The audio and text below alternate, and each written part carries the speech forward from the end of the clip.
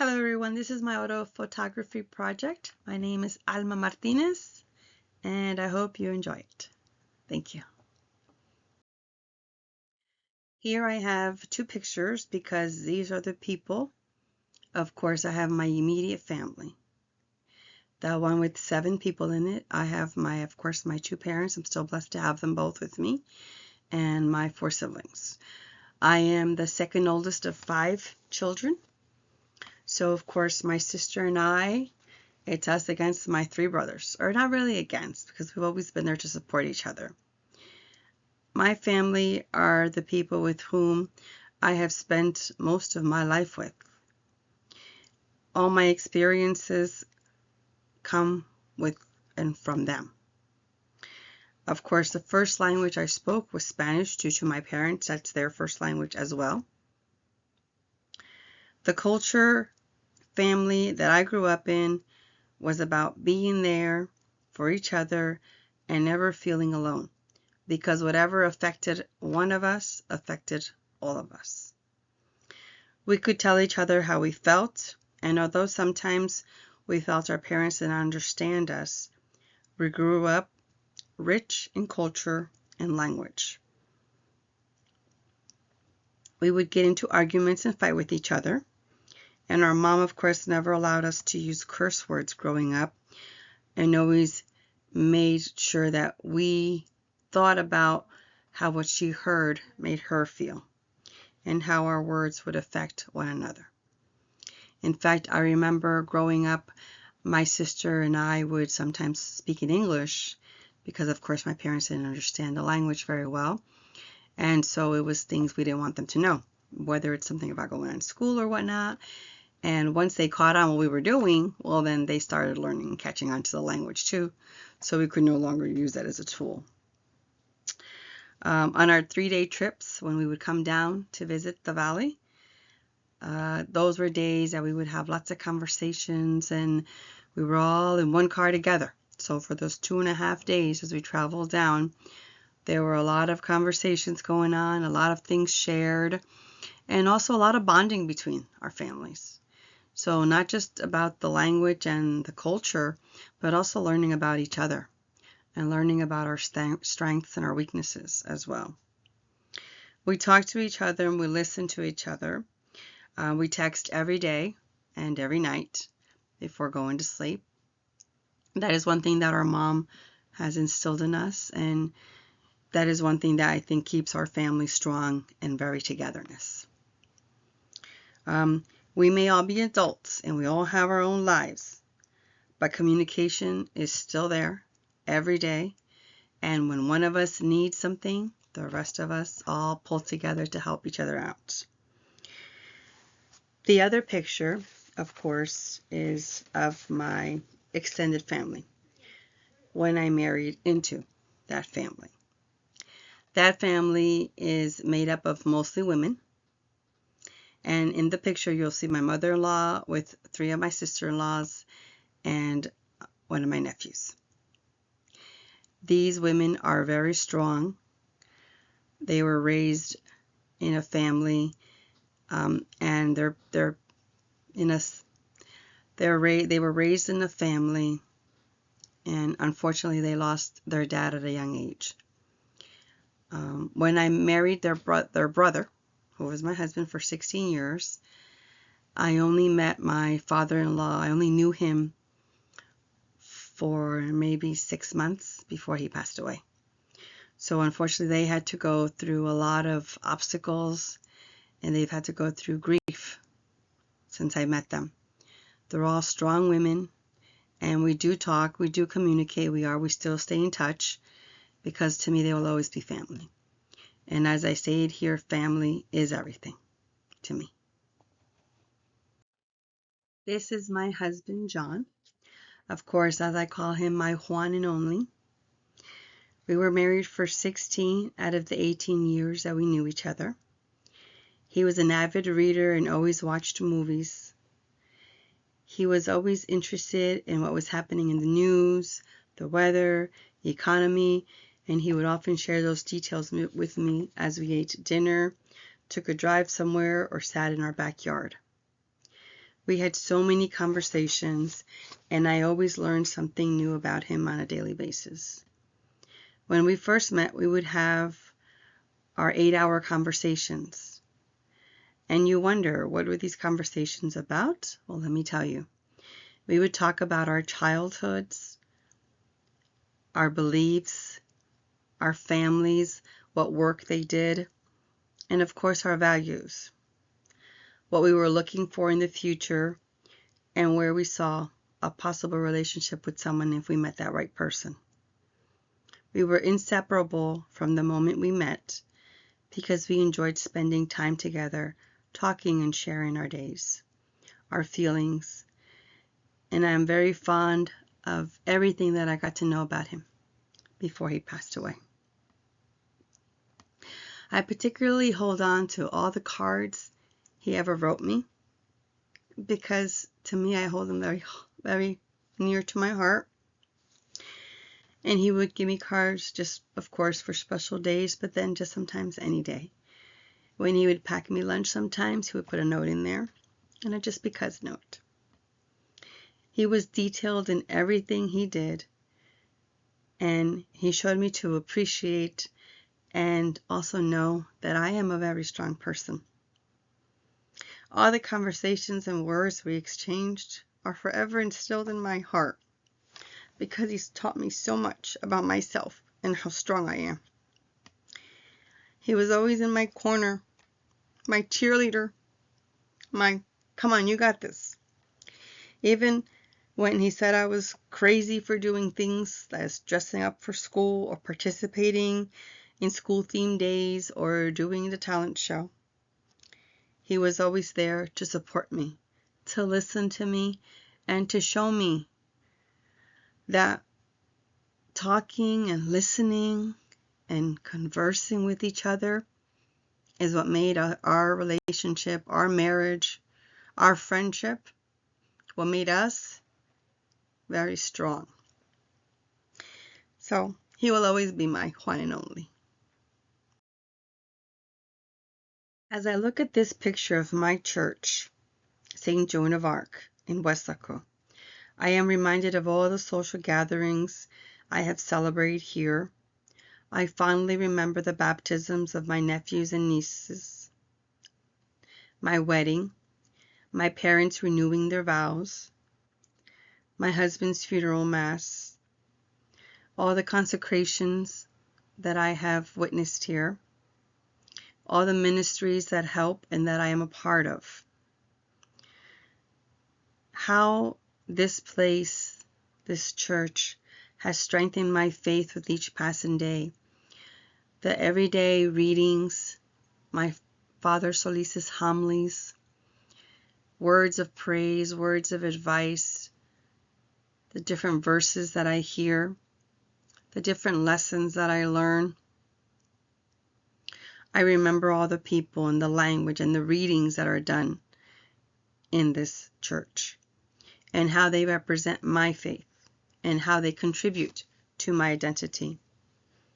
I am currently in my 4th year of consecration, learning about God's love, mercy, and trust in Him. I am guiding the consecration groups, a Eucharistic minister, and I am also on team for an upcoming retreat. With each year of consecration, I have read a book, and with each book, there are words, and there are phrases, and there are readings that I sometimes do not understand, but I know that when I am able to reread them and I reflect on them, I better understand what I have just read.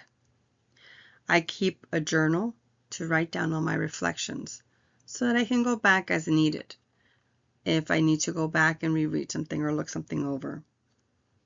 We have many celebrations year-round, and I also have, of course, my little group at church.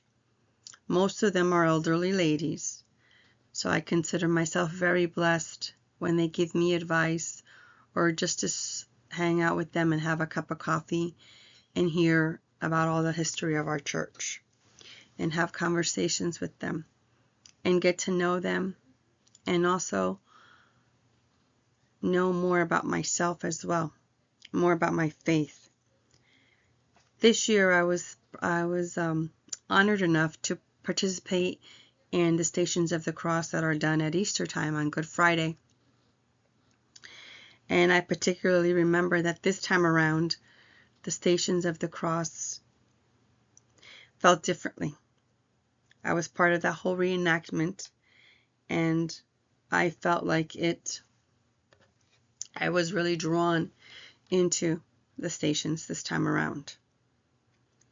When I am not working on my master's or teaching full-time or spending time with my family, this is where you will find me, because this is a place where I find peace and faith every time I visit it.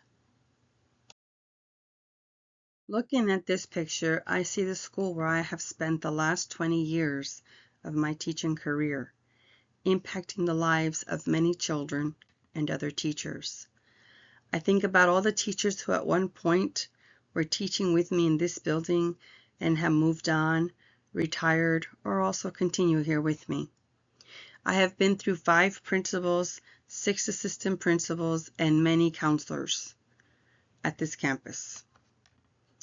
This school has changed from when I first started. I was younger and still learning the many ways of working in the classroom with my students. And every year in and out has been different.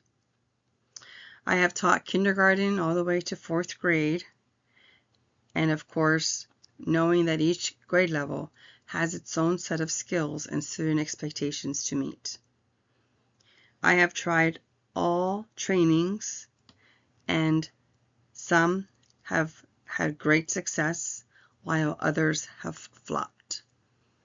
I have done many hours of reading and writing and communicating and listening and instructing and pretty much anything else you can think about as far as nurturing, putting on band-aids. Everything a teacher does, I have done it all.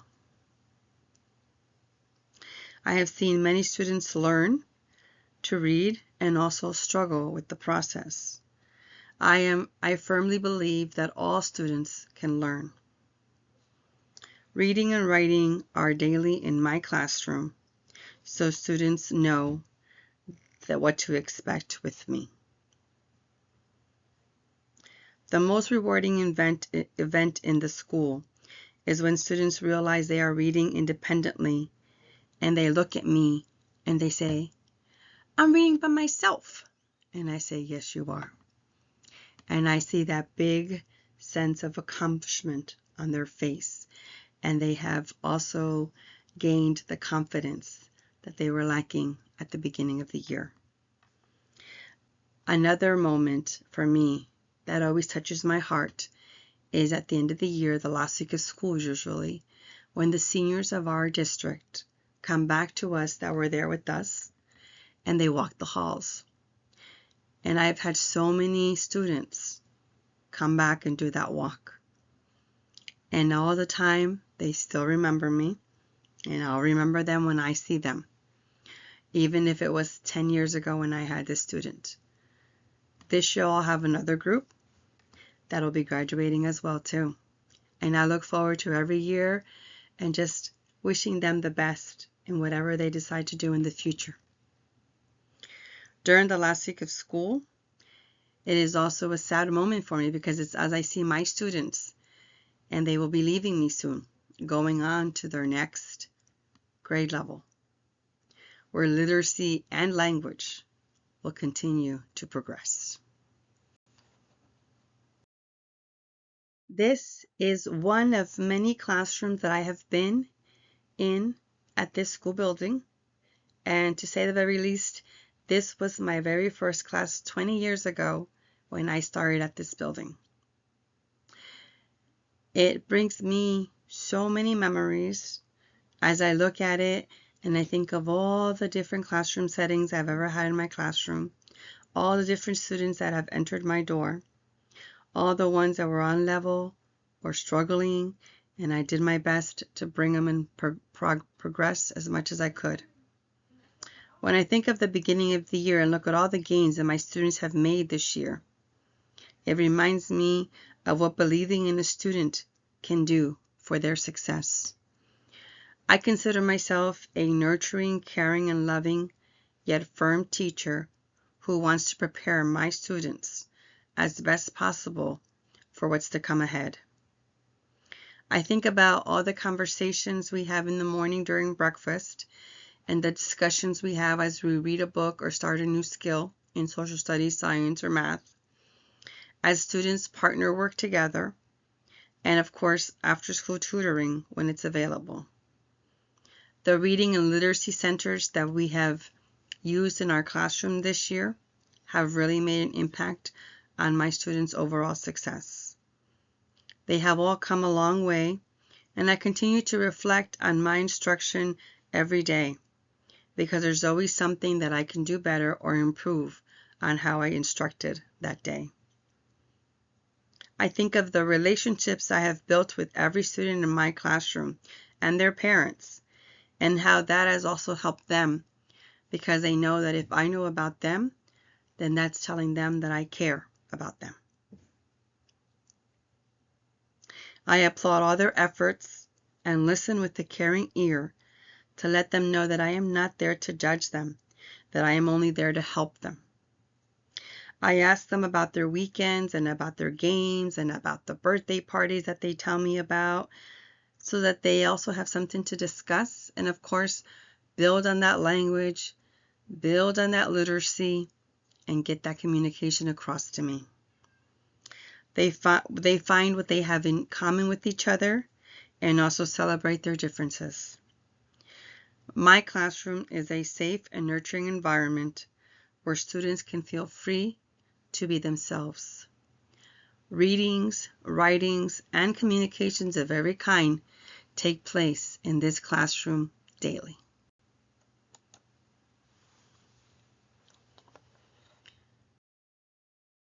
These, of course, are the ladies that I have worked with in first grade this year.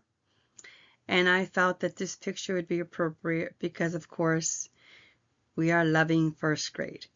Yes, like any given level, this level has its up and downs. It has its challenges. It has its difficulties.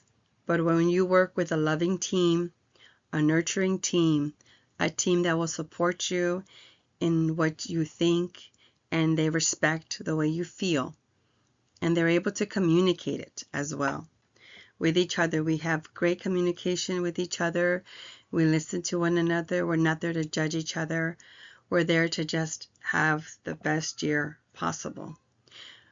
I feel that when you have coworkers that you also do know on a social level, because you do know them on a personal level. You have lunch with these ladies 5 times out of the week. You see them every day. You spend more time with them than you do with your own family. They become part of your family, in essence, as well. I look forward to all the time and all the memories that we've made with these ladies. 3 of us in this picture have been there for over 20 years. And 3 of us, well, 2 of us, I believe, have been in first grade a long time together. As we get new people or new teachers come in and they join our group, we just welcome them in. We take them all in and we work with each other. Not because we're veterans do we know it all, in no way at all. We listen to the new teachers and we hope to learn from them as we hope that they learn from us. It's good when you have a team where everybody respects each other, knows each other, and helps guide each other. It's not about being better than each other. It's about being better for the students and helping each other.